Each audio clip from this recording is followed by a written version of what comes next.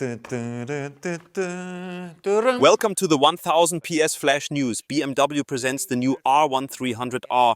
All the info and details on the new motorcycle model in this video. Stay tuned.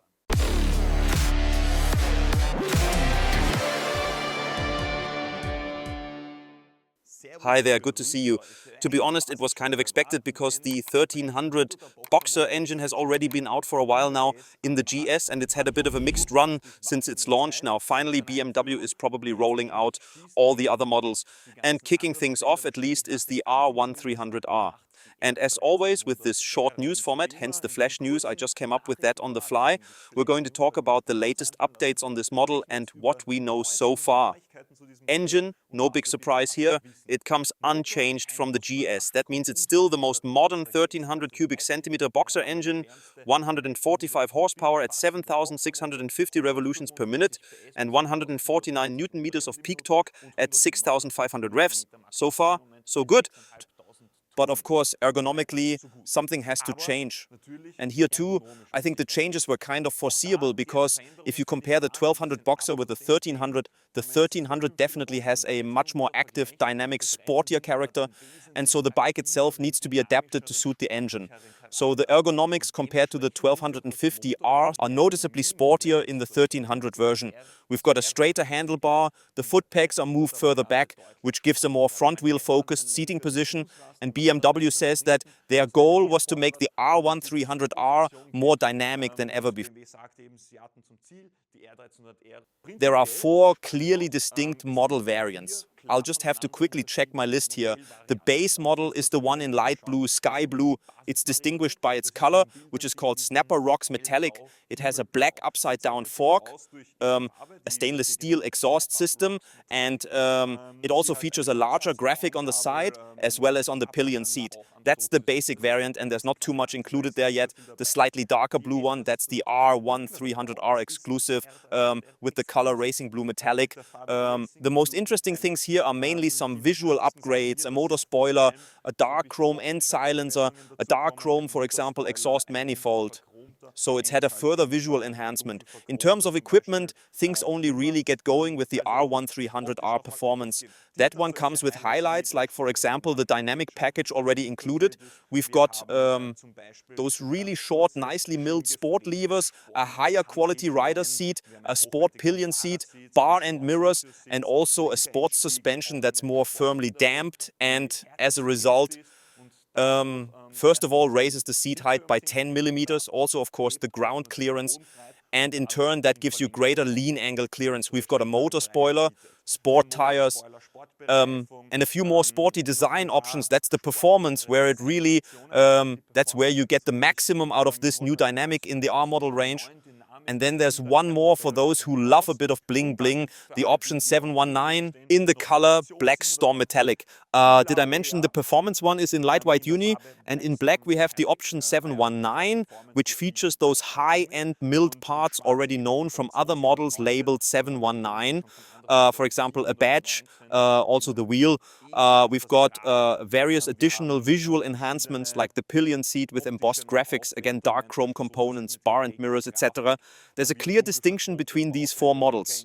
BMW says this provides even greater possibilities for customization, and depending on which version you start with, whether it's the base model, exclusive, Performance or option 719 kWh, you can add even more on top. We'll come back to the full special equipment package later. Now let's talk about the fundamental components, chassis and handling. It's supposed to be dynamic. Basically up front we've got an upside down telescopic fork with a diameter of 47 millimeters and a suspension travel of 140 millimeters. At the rear there's the Evo Paralever 2, so a shock absorber with 130 millimeters of travel. As standard, we already get EISA, the electronic suspension adjustment, which allows things like preload and damping to be adjusted at the rear. But optionally, and this is also the new feature on the R1300 R, there's the DSA.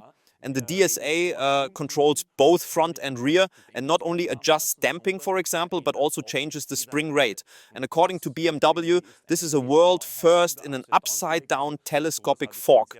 Because until now, there's never been a production upside-down fork with variable spring rate. The advantages this system brings are obvious.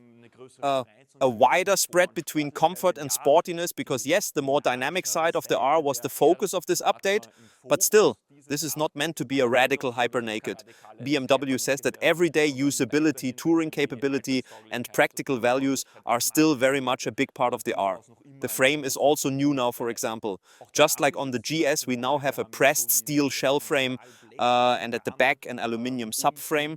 We've also got new cast wheels, which are now lighter by 1.4 kilograms. That means less rotating mass equals more agile handling, which again supports dynamic riding. In total though, according to the datasheet we currently have, we're looking at a ready-to-ride weight of 239 kilograms. So the R1300 R is not exactly a super lightweight either.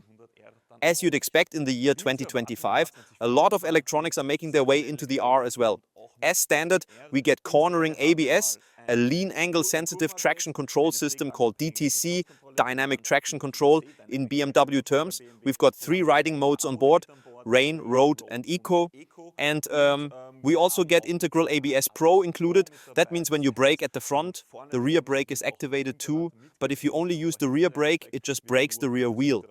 Added to that is the MSR, the engine drag torque control, also standard. There are loads of options to upgrade the electronics as well. Dynamic riding mode, dynamic pro riding mode, of course, that gives a sharper throttle response.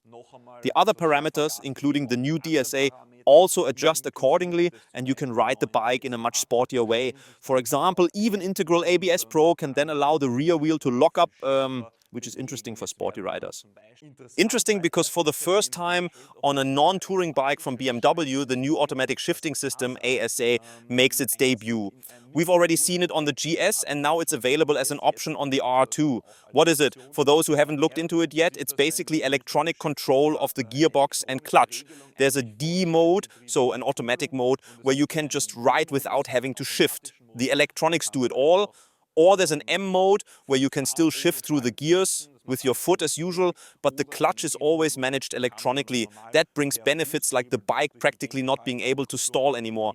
And also for the first time in the naked bike segment, radar technology is being introduced. Exactly the same systems that we already know from the GS, adaptive cruise control, a radar-based cruise system that brakes on its own and maintains distance from the vehicle in front, as well as forward collision warning. These 2 systems are also available as options on the R1300 R. A quick word on the braking system. There hasn't really been a major change here compared to, say, the GS. Roughly the same brake setup with the same dimensions, 310mm twin discs at the front with 4-piston radially mounted calipers, and at the rear a 285mm single disc with a 2-piston caliper. There's also an optional sport brake which you can recognize by the titanium finish, for example. When it comes to the lighting, the redesign is very noticeable. We now have an octagonal headlight with a nice LED daytime running light, basically all LED lighting elements from front to rear, and optionally there's the familiar Headlight Pro system, which means adaptive cornering light is available as well. And now we get to the more practical aspects and the options for expanding them. As is typical with BMW, there is no shortage of special equipment. One thing I still wanted to mention, the R1250 R, or the R models in general, have been particularly popular among female riders. That's why BMW has made a conscious effort to keep the seat height of the new R1300 R at an accessible level. We've got 785mm with the low seat and 810 in the higher position. But there are also loads of comfort, low and high seats available in the accessories range. Just like a few other exciting new features for the R, we now have electrified panniers. So pannier systems with an electrical connection allowing interior lighting. There's a USB-C socket inside the left pannier, and the panniers can also be locked and unlocked via the central locking system. Also, for the first time on a BMW, there's a tank bag that's not attached with straps, but with a tank ring. In the R1300 R configurator, of course, BMW will again offer its special equipment packages. That means all these many optional extras will be grouped at the factory in sets that more or less go together. Once again, there's a comfort package, which includes heated seat, heated grips, tire pressure monitoring, and luggage system prep. The dynamic package includes dynamic suspension adjustment, this DSA, the newer electronic suspension. We get Shift Assistant Pro, so a quick shifter, Riding Modes Pro, Sport Brake, and the automated Shift Assistant ASA. So ASA is part of the dynamic package, and then there's the innovation package with Headlight Pro and the riding assistant, which bundles together BMW's radar-based assistance systems. And that's it. Those are all the details we have so far about the BMW R1300 R. At the time of recording, we don't yet know anything about the price or availability. If that changes before the video goes live, you'll find a comment below where you can check the prices and any other updated information. So what do you think of BMW's new naked boxer machine? A successful update? A well-executed, I'd say, integration of all the new technologies that have already made their way into the GS, now arriving in the naked bike segment? Is there anything you're missing, or is it maybe already a bit too much of a good thing? Drop it in the comments, leave us a thumbs up if you enjoyed this video, and I'll say thanks for watching. Until next time, take care and goodbye.